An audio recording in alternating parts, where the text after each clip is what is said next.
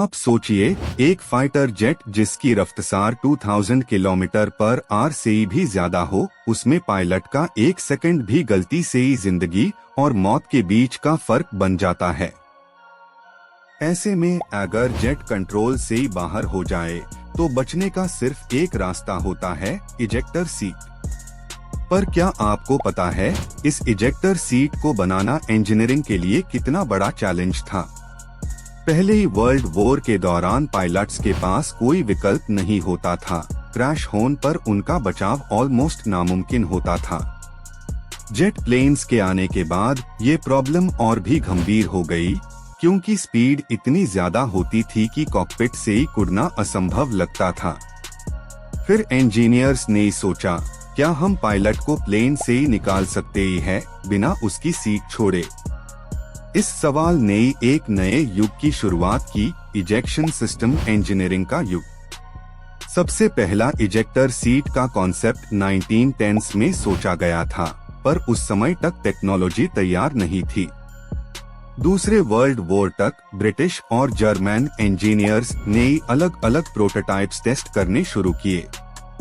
Germans ने हाइनकल ही 219 fighter jet में पहला फंक्शनल इजेक्टर सीट टेस्ट किया था, कंप्रेस्ड एयर से चलने वाला सिस्टम। पर कंप्रेस्ड एयर के सिस्टम में स्पीड और प्रेशर पर कंट्रोल रखना मुश्किल था। ब्रेक थ्रू टैब आया, जब रॉकेट प्रोपल्शन और एक्सप्लोसिव चार्जेस का इस्तेमाल सोचा गया। इस नए मैकेनिज्म में सीट के नीचे एक पावरफुल चार्ज रखा जाता था, जो बटन दबाते हाई एक्टिवेट होता था। पायलट हैंडल खींचता और कुछ मिली सेकंड्स में सीट प्लेन से ही ऊपर शूट होती। इस पूरा प्रोसेस को डिजाइन करते ही वक्त इंजीनियर्स ने बॉडी एक्सेलरेशन, ब्लड प्रेशर और जी फोर्सेस का हर फॉर्मूला टेस्ट किया। ह्यूमन बॉडी 20G से ज्यादा फोर्स बर्दाश्त नहीं कर सकती, इसलिए टाइमिंग माइक्रो सेकंड्स तक परफेक्ट होनी चाहिए थी। इजेक्टर सीट के अंदर मिनिएचर रॉकेट्स, स्प्रिंग्स और एक्सप्लोसिव स्क्विब्स तक लगे होते ही है। ये सब कुछ इस तरह डिजाइन किया गया है कि पहले ही कैनोपी टूटे, फिर सीट शूट करे और लास्ट में पैराशूट डिप्लॉय हो जाए। कैनोपी को तोड़ना सबसे रिस्क भरा पार्ट था, क्योंकि अगर गलत टाइमिंग हुई तो पायलट खुद कैनोपी से ही टकरा सकता था। मॉडर्न सीट्स में मिनिएचर एक्सप्लोसिव्स कैनोपी को माइक्रो सेकंड्स में उड़ा देते हैं। सीट के ट्रेजेक्टरी को कंट्रोल करने के लिए रॉकेट नोजल्स एंगल एडजस्ट करते ही है, ताकि पायलट प्लेन की टेल से ही टकरा ना पाए। 1950s में ब्रिटिश कंपनी मार्टिन बेकर ने इस टेक्नोलॉजी को परफेक्शन तक पहुंचा दिया। उन लोगों ने एक से एक ब्रूटली ऑनेस्ट टेस्ट कॉन्डक्ट्स किए, मैनिक्विन्स और कभी कभी रियल डेयर डेविल टेस्टर्स के साथ। उनमें से एक test pilot captain Bernard Lynch खुद पहला इंसान बना जिसने सक्सेसफुली इजेक्शन किया। आप सोचिए, 600 किलोमीटर पर आवर से तेज हवा और पायलट हवा में कुर्सी से ही चिपका हुआ पैराशूट डिप्लॉय कर रहा है। इजेक्टर सीट के सेंसर्स हर सेकंड एनवायरनमेंट मॉनिटर करते ही है, एल्टीट्यूड और वेलोसिटी ऑटोमेटिकली एडजस्ट होती है। कुछ मॉडर्न सीट्स तो ऐसे AI बेस्ड मॉड्यूल्स यूज करते ही है, जो डिसाइड करते ही है कितनी एक्सप्लोसिव पावर जरूरी है। अगर इजेक्शन लो एल्टीट्यूड पे ही हो तो पैराशूट इमीडिएटली खुल जाता है। हाई एल्टीट्यूड पे ही सीट पहले स्टेबलाइज होती है, फिर कंट्रोल्ड डेसेंट होता है। सब कुछ ऑटोमेटिक है, पायलट सिर्फ एक हैंडल खींचता है और बाकी सिस्टम खुद समझ जाता है। इजेक्टर सीट्स को 40G फोर्स तक टेस्ट किया जाता है, ताकि रियल क्रैश कंडीशंस रिप्लिकेट किए जा सके। हर सीट को 1000 बार से ज्यादा इलेक्ट्रॉनिकली फायर किया जाता है, एग्जैक्टली सेम कंडीशंस में। कुछ सीट्स अपनी मेमोरी चिप्स में हर इजेक्शन के डेटा स्टोर करती है फॉर फॉरेंसिक एनालिसिस। यानी हर इजेक्शन एक डेटा एक्सपेरिमेंट भी होता है, जो अगले पायलट की सेफ्टी बढ़ाता है।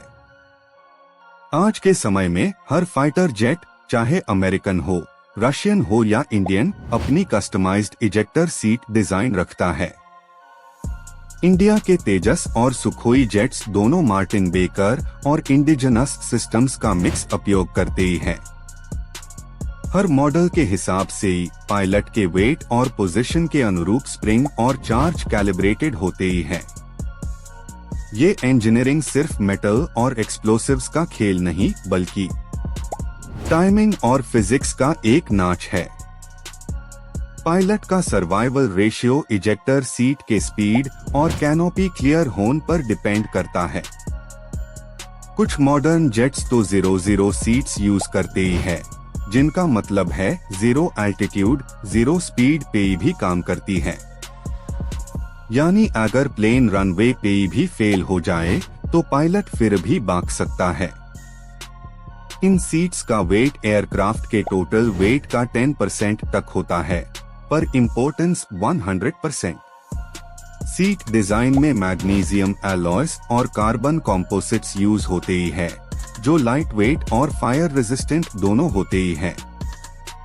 पैराशूट्स नायलॉन और केवलर मिक्स से ही बनते हैं ताकि हाई स्पीड एयर ड्रैग बर्दाश्त कर सके।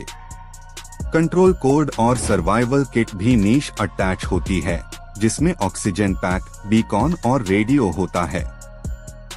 ऐसे फीचर्स सिर्फ लाइफ सेविंग नहीं बल्कि रेस्क्यू ऑपरेशन को भी आसान बनाते हैं।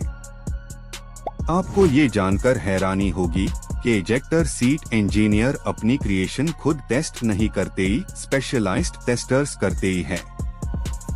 उनका काम इतना खतरनाक होता है कि एक छोटी सी मिसफायर भी जान ले सकती है।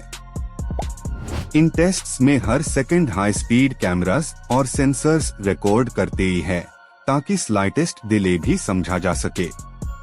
मार्टिन बेकर के म्यूजियम में 7000 से ज्यादा सेव्ड लाइव्स की बैजेस लगे हुई है। हर बैज एक पायलट की कहानी बताता है जिसने मौत के मुंह से ही जिंदगी छीन ली। ये इजेक्टर सीट्स सिर्फ मशीन्स नहीं, इंसान के विल पावर और इनोवेशन का प्रतीक है। आप चाहे इंजीनियरिंग के शौकीन हो या टेक्नोलॉजी के एडमायरर, इजेक्टर सीट का साइंस हमेशा आपको हैरान करेगा, क्योंकि इस छोटी सी कुर्सी में छुपी है इंसानी सर्वाइवल इंस्टिंक्ट की सबसे तेज मिसाल। अगली बार जब आप एक फाइटर जेट देखें तो इस बारे में जरूर सोचिए, उसके अंदर छुपी सीट ने कितनी जिंदगियां बचाई है। और इसी वजह से ही इजेक्टर सीट को कहते ही है इंजीनियरिंग का सबसे डेयरिंग इन्वेंशन। आप जानते हैं दोस्तों, कभी कभी इंसान की जिंदगी एक बटन से ही जमे होती है और वो बटन है इजेक्शन हैंडल।